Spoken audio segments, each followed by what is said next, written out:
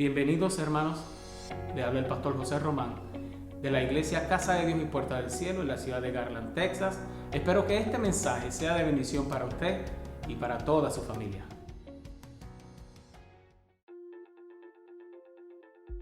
Dios le bendiga, hermanos, en este día. Dios le bendiga, amigos. Gracias por sintonizar este canal. Si hay algún amigo que por primera vez lo está haciendo, le invitamos que se quede con nosotros. Y dicen que dándole like el video llega a más naciones, a más personas. Así que damos la bienvenida a hermanos o amigos que nos puedan estar mirando como en Puerto Rico, Centroamérica y otras partes de la nación. Y a nuestros hermanos de la congregación, Dios los guarde, Dios los bendiga. Gracias por sintonizar en este momento. Y adelante, Cristo viene pronto. Ustedes deben de recordar que tenemos un refrán que nosotros usamos que dice: tal objeto, cuando vamos a comprar algo, hacer algún tipo de negocio, decimos, esto me costará hasta un ojo de la cara, y a veces decimos, y hasta la mitad del otro. ¿De dónde viene ese refrán? ¿De dónde vendrá ese refrán? Bueno, en la Biblia, en la palabra del Señor, hay un suceso que habla de algo que está directamente relacionado con el sacarse un ojo de la cara, con el costo de un ojo de la cara. Si está en la comodidad de su hogar, yo le invito que busque la palabra del Señor en el primer libro de Samuel, en el capítulo 11. Si está en otro lugar que no tiene la Biblia en su mano y tiene el teléfono, puede buscar en el teléfono. Y a alguien que no tenga Biblia le pedimos que por los próximos 20-25 minutos se quede ahí sintonizando y escuchando lo que Dios tiene que decirnos a nosotros en este tiempo de desesperación, en este tiempo de miedo y de temor a cosas que no deberíamos de tener miedo. Deberemos de tener temor a Dios, como dice la Escritura, que el perfecto amor de Dios echa fuera el temor. Así que vamos a la Escritura. En el primer libro de Samuel, capítulo 11, dice así: después subió Naas amonita y acampó contra Jabes de Galaad, y todos los de Jabes dijeron a Anás: haz alianza con nosotros y te serviremos. Y Anás amonita le respondió: con esta condición haré alianza con vosotros, que cada uno de vosotros se saque el ojo derecho y ponga esta afrenta sobre Israel. Verso número 3. Entonces los ancianos de Jabes le dijeron a Anás: danos 7 días para que enviemos mensajeros por todo el territorio de Israel, y si no hay nadie que nos defienda, saldremos a ti. Llegando los mensajeros de Gaab a Saúl, dijeron estas palabras en oídos del pueblo, y todo el pueblo alzó su voz y lloró.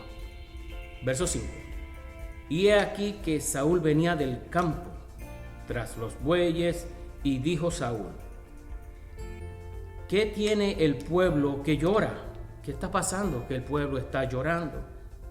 Y le contaron las palabras de los hombres de Jabes. Al oír Saúl estas palabras, el Espíritu de Dios vino sobre él con poder, y él se encendió en ira en gran manera. Nos detenemos hasta ahí. Esta historia llama mucho nuestra atención y tiene una gran enseñanza. La ciudad de Galaad era una de las ciudades que estaba al norte de Israel, en el norte del estado de Israel. Y en esa ciudad, cuando los israelitas venían con Moisés, eventualmente con Josué, 2 de las tribus, la tribu de Gad y la tribu de Rubén, ellos pidieron ese territorio porque era muy fértil para el ganado. Y Josué acepta y le dice que está bien, que podían tomar ese territorio, pero que primero, antes de acomodarse en el territorio, ellos debían de ayudar, los varones, los hombres de la nación, tenían que ayudar a las demás tribus en la conquista de Canaán. Así que así sucedió. Eso está en el libro de Génesis, en el libro de Génesis, en la conquista de las tierras, el libro de Génesis, y eso en las conquistas de las tierras de Canaán. Así que en este lugar donde estaban estos hombres, llega un hombre llamado Naas, que significa serpiente. Y la Biblia dice que este hombre acampó alrededor de la ciudad, es decir, hizo sitio en la ciudad. La historia que nosotros estamos leyendo comparándola con lo que estábamos hablando hace algunas semanas atrás. Nosotros sabemos que las ciudades se establecían en montañas, en lugares altos. Este hombre Naas, con todo su ejército, había sitiado la ciudad y la tenía encerrada. Y dice la Biblia que los hijos de Israel, los habitantes de la ciudad de Galaad, se llenaron de temor y de pavor, de miedo y de espanto. Es decir, estaban totalmente rendidos frente a este enemigo. No querían hacer frente. La Biblia no da detalles de cuántos hombres habían en la ciudad. La Biblia no da detalles de cuánto era el ejército. Pero nos pudiéramos imaginar que un cuadro como este es muy probable que los de la ciudad se dieran cuenta que los enemigos eran mayores en número. Se rindieron, hermanos, antes de que el ejército hiciera algún inicio de ataque contra ellos. Estaban bajo pavor, bajo miedo, al punto que estaban dispuestos a hacer alianza con el enemigo y servirle al enemigo, que era lo que estábamos leyendo.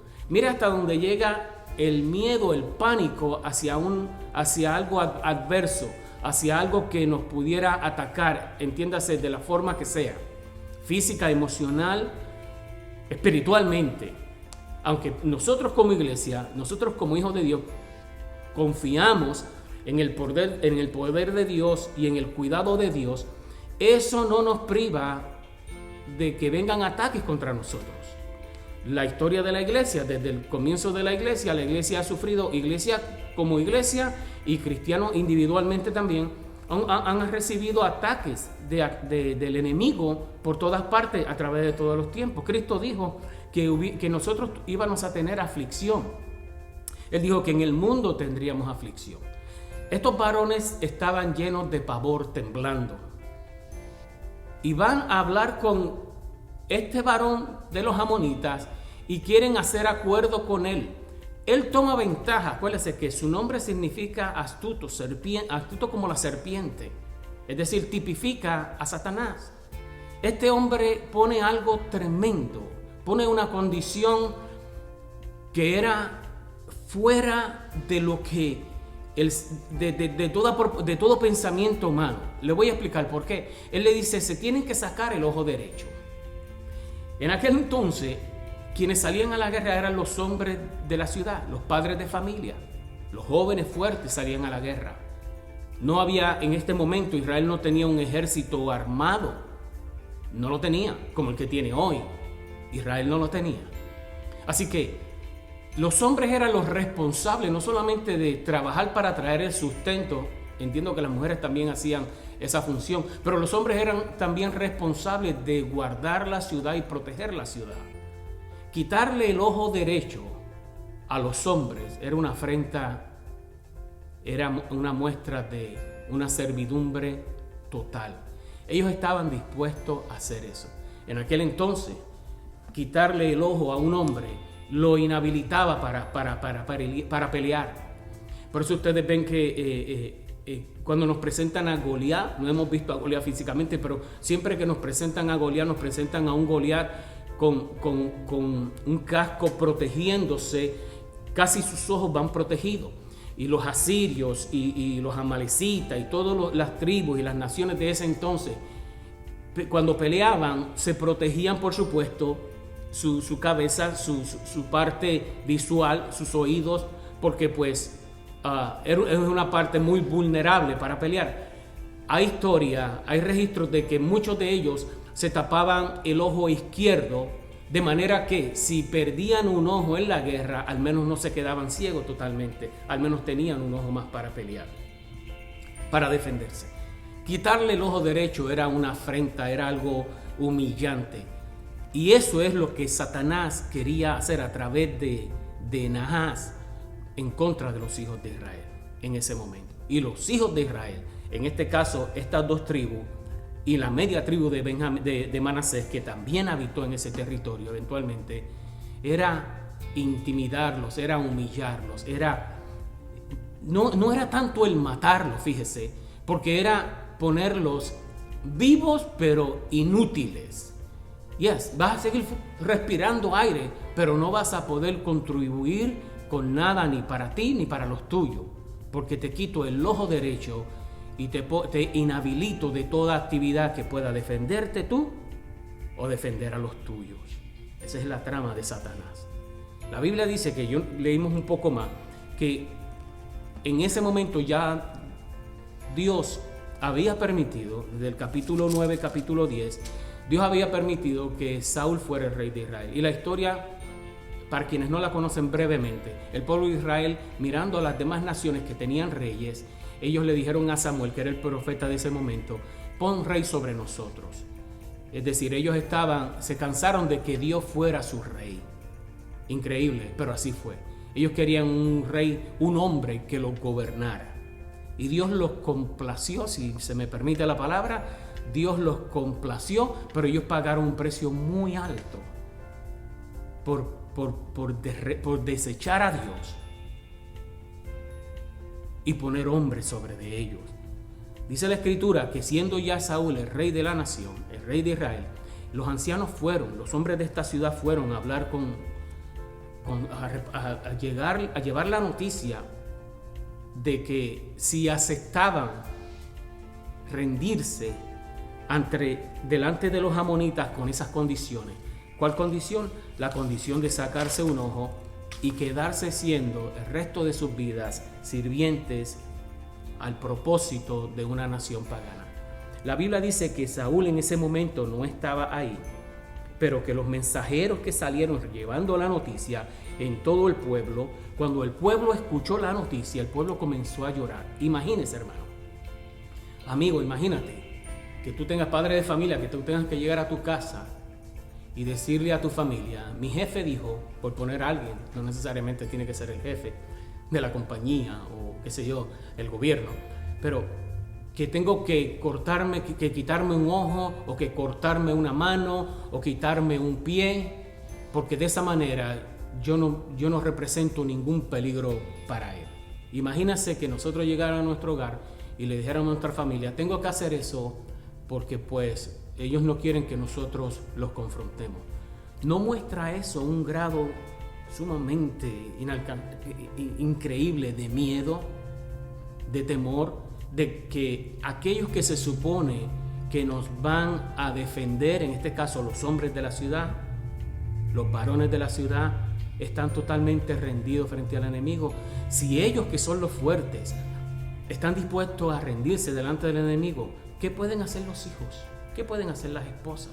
¿Qué pueden hacer el huérfano, la viuda? ¿Qué pueden hacer los desvalidos de esa ciudad? Por eso es el lloro, por eso la ciudad completa empezó a llorar. Y quizás es muy probable que no haya sido un lloro de un ratito. La Biblia no precisa el tiempo en el que todo esto sucedió, desde el comienzo del sitio hasta el final. Pero de seguro no fue un ratito, fue mucho tiempo, al punto que este lloro y este lamento llegó a oídos de Saúl, que fue una concepción que Dios hizo para el pueblo de Israel, como le acabo de indicar. Dice la Biblia que cuando Saúl escuchó estas palabras, mire, hermano, usted y yo pudiéramos estar equivocados, pero si nosotros somos el pueblo del Señor, como de verdad decimos que somos, y en nosotros hay temor a Dios, porque si hay algo tremendo que ahora mismo está pasando, es que estamos muy atemorizados por cosas que están pasando por causa de que hemos perdido el temor a Dios. Hemos perdido el temor a Dios. Entonces, cualquier cosita que suceda por ahí nos atemoriza y nos pone intranquilos y nos pone en desesperación, cuando no debe ser así. Mira lo que sucedió. La Biblia dice que cuando Saúl escuchó esto, el Espíritu de Jehová, dice el verso número 6, el Espíritu de Dios vino sobre él con poder. Aleluya, con poder. Y pues nosotros como gente pentecostal, nosotros hemos experimentado y anhelamos que no sea una experiencia pasajera, sino que sea algo del diario vivir. Nosotros conocemos lo que es que venga el poder de Dios sobre de uno. Y no estoy hablando de las manifestaciones expresadas, como el hablar en lengua y como este tabernáculo humano cuando recibe la presencia del Señor cómo muchas veces nos derribamos. No, yo no estoy hablando de ese poder, que ciertamente es el poder de Dios. Yo estoy hablando de un poder que dice aquí la Escritura, que fue un poder de coraje y de ira, pero no quiero decir ira santa, porque yo creo que eso es un invento de nosotros, pero era una ira de un celo que Dios puso en este hombre llamado Saúl, que Saúl dijo: no puede ser, imposible, diría yo ahora, si me quiero poner en las sandalias, en los zapatos de Saúl, imposible que nosotros nos vamos a rendir frente a una nación pagana que no conoce al Dios del cielo. Imposible que nosotros vayamos a dar nuestro ojo derecho y quedarnos inválidos, inútiles frente a un enemigo cuando nosotros tenemos un Dios grande y poderoso. Yo me imagino, yo quisiera añadir sin dañar el texto, de que no solamente se llenó de ira y de celos, sino que palabras de él, que más adelante vemos otras palabras que salieron, pero en este momento yo me imagino a Saúl indignado, no solamente en contra de esta nación pagana, de los amonitas que estaban alrededor, sino también por causa del temor de su propio pueblo. Y usé la palabra temor, debía haber dicho miedo. Miedo. Y créanme, hermano, como cualquier otro ser humano sobre la faz de la tierra, hemos experimentado el miedo en ocasiones, seguro que sí. No vamos a contar ahora, pero por supuesto, miedo en distintas escalas. Miedo a perder la vida en una situación, o miedo sencillamente a que algo suceda por cualquier otra cosa que no nos quite la vida, pero que nos detenga en nuestro caminar hacia el Señor. Entonces, iglesia despierta, iglesia atenta, ¿ok? No miedo por todo lo que está pasando, confianza en Dios. Él tendrá cuidado de nosotros como tuvo cuidado del pueblo de Israel en ese momento de la historia. Dice la palabra del Señor que Saúl se llenó, vino sobre él el Espíritu Santo con poder y se encendió en ira en gran manera. Es decir, cuando dice en gran manera, no fue algo ahí momentáneo, algo del área, no. La nación se enteró que el rey estaba indignado por la cobardía, por el miedo de sus hermanos en contra del enemigo, como si no estuviera Dios con ellos. Así que, y tomando, dice el verso número 7, y tomando un par de bueyes, los cortó en trozos y los envió por todo el territorio, no solamente de la ciudad de Galaad, sino por todo el territorio de Israel, dice la palabra del Señor, con un mensaje diciendo. Cuando yo empecé a leer esto, antes de continuar la lectura, yo pensé que el mensaje era en contra de Asiria, de los amonitas, perdón, pero no, era para despertarle el ánimo y quitar el temor a los hijos de Israel. Le dijo, diciendo así, después que cortó los bueyes y los trozó en pedazos y los envió por todo el territorio, este fue el mensaje. Así se hará con los bueyes del que no saliere en pos de Saúl y en pos de Samuel. Aleluya. ¿Usted sabe por qué los bueyes? Porque los bueyes representaban el recurso de sobrevivencia en una ciudad agrícola, en una ciudad que dependía de la agricultura. Los bueyes eran como la troca para ir al trabajo. Los bueyes eran como el recurso que nos lleva a conseguir el pan de cada día. Es decir, Dios, a través de Saúl, le tocó a estos cobardes, al pueblo de Israel que estaba acobardado, le tocó el área de sustento. Le tocó a aquellos que ellos tenían guardadito y que nada había pasado. En el caso de nosotros, la troca, la cuenta bancaria, la salud. Aquellos que estén en el campo escuchando este video y que tengan recursos como animales, como bueyes, eso fue lo que Saúl le tocó.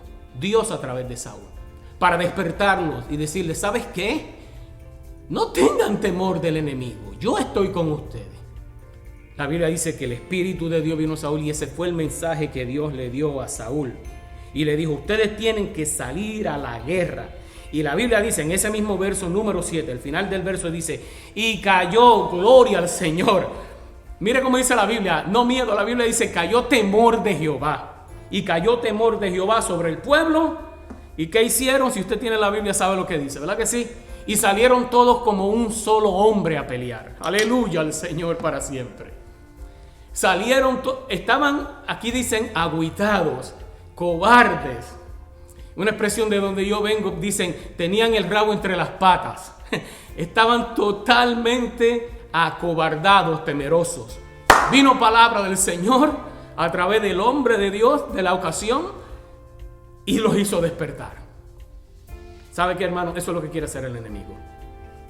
Hoy no tenemos a un ejército literalmente sitiándonos, pero hay un enemigo que se llama Satanás, que aunque no nos puede destruir, hace todo lo que él pueda para atemorizarnos, porque el temor nos paraliza, nos llena de temor, nos paraliza, esa es la palabra. Ellos estaban dispuestos a hacer alianzas con el enemigo. El Señor hoy nos dice a nosotros, ni alianzas de ningún tipo, ni temor, porque con nosotros está Jehová. Así que, iglesia, levántate, donde quieras que estés, hermano. Y ya no le estoy hablando solamente a los hermanos de aquí de la congregación Casa de Dios, Puerta del Cielo. Ahora le estoy hablando a cualquier otra persona, cristiano o no cristiano, que esté atemorizado, miedoso por esto que está pasando de esta pandemia, como si Dios no tuviera poder sobre esta situación. Yo no estoy diciendo que Dios la provocó. Yo dije hace algunos videos atrás que Dios la permitió. ¿Por qué la habrá permitido Dios? Una de las razones pudiera ser para despertar a una iglesia que está dormida, para despertar a una iglesia que estuvo muy cómoda en tiempos de abundancia y ahora el Señor apretó. ¿Qué tú vas a hacer, hermano? ¿Te vas a quedar en la casa, en la comodidad de tu casa? ¿Te vas a quedar en temor, en pavor, en miedo, en preocupado siempre por el sanitizer, por el alcohol, por la máscara? Y yo no estoy diciendo que no vamos a usar eso. Yo lo uso todos los días, pero yo lo uso porque necesito usarlo saliendo a la calle. Pero yo no tengo miedo, porque yo sé que Dios está conmigo y Dios está contigo también, hermano. Así que tenemos que tener cuidado, porque una vez el enemigo logra temor entre nosotros, nos paraliza y nos hace hacer cosas quizás que jamás en la vida Dios quisiera que nosotros hagamos. Jamás en la vida. Otra cosa, ¿por qué Anás quería ese territorio? Ese territorio era testimonio de lo que Dios había comenzado a hacer. Ese territorio fue uno de los primeros territorios que el pueblo de Israel conquistó antes de pisar literalmente la tierra después del Jordán. ¿Se acuerdan que bajo Josué ellos tuvieron que cruzar el Jordán? Con Moisés cruzaron el Mar Rojo. Con Josué ellos cruzan el Jordán. Bueno, este territorio de Galaad está al norte. Yo hice mi asignación, hermano, yo hice mi tarea. Está al norte de Israel, al otro lado del Jordán. La tierra que Dios también le dio al pueblo de Israel. Y eso era un testimonio, porque cuando los israelitas llegaron allí y ellos conquistaron, búsquelo en la historia, hermano. Ellos hicieron estatutos, pusieron piedras como un testimonio de un Dios poderoso. Eso es lo que quiere hacer Satanás. Quitarnos a nosotros el testimonio. ¿Con qué? A través del miedo, a través del pánico, a través de un encierro. Oh, sí, nos deja salir. Vamos bien al trabajo y hacemos nuestras diligencias. Y muchos se han privado de esas cosas también, quizás porque sus defensas están bajas, y eso se entiende muy bien. Pero gracias a Dios, aquellos que entendemos que todavía tenemos las defensas arriba, pues salimos y hacemos todas esas cosas. Pues de la misma manera, vamos a salir y vamos a congregarnos a donde estemos yendo. Vamos a hacer la obra, porque ¿sabes qué, hermano? Saliendo de las puertas del templo, de la casa del Señor como edificio, ese es el campo misionero. Ese es el campo misionero. El campo misionero no es el hogar, aunque Dios pudiera traer a alguien al hogar, a la reunión del hogar, hijos, primos, sobrinos, amigos, y recibir a Cristo, y eso es una gran bendición y es parte de lo que Dios quiere que hagamos. Pero más que eso, en términos más grandes, es lo que la iglesia tiene que testificar hoy afuera, saliendo de las puertas. ¿Y por qué es importante esto? Porque aquí recibimos fuerza, aquí nos congregamos, como dice la Escritura. No permita que el enemigo quite el testimonio. No permita que el enemigo te quite lo que Dios te ha dado. No vamos a tener negociaciones con Satanás. Hay quienes piensan que para ganarse a alguien inconverso, es decir, alguien que no tiene a Cristo en su corazón, hay que parecerse a ellos. No. hay que tener negocios con ellos, no. Hay que dar un ojo, no. Hay que amarlos, pero no tenemos que entrar en sus negocios. No permitas que Naas, que simboliza serpiente, que simboliza Satanás, te quite el testimonio.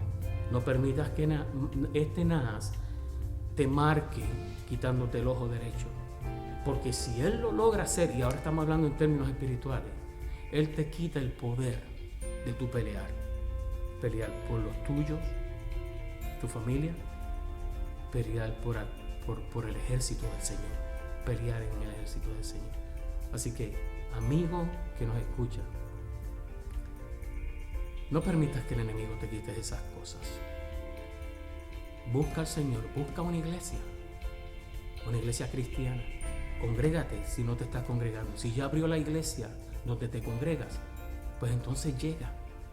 Llega porque de seguro, al igual que nosotros, estamos tomando las medidas que el gobierno quiere que tomemos. Pero no vengas en temor. Entra por las puertas de la casa del Señor con acción de gracia, con cánticos de alabanza, alabando y glorificando su nombre. Y sal por ahí, y salgamos por ahí de la misma manera, fuertes en el Señor, porque Él tendrá cuidado de nosotros. Dios te bendiga, Dios te guarde. Hasta la próxima. Dios te bendiga, amigo. Si este video ha ministrado a tu vida y quisieras aceptar a Jesús como tu único y exclusivo Salvador, haz esta oración conmigo. Señor Jesús, en esta hora te acepto como mi único y exclusivo Salvador. Límpiame de todo pecado. Hazme una nueva criatura. Escribe mi nombre en el libro de la vida y lléname de tu Espíritu Santo. Y ayúdame a servirte con todo el corazón. Si has hecho esta oración con todo tu corazón y con un corazón sincero, ya eres parte de la familia de Dios. Dios te bendiga, sigue adelante.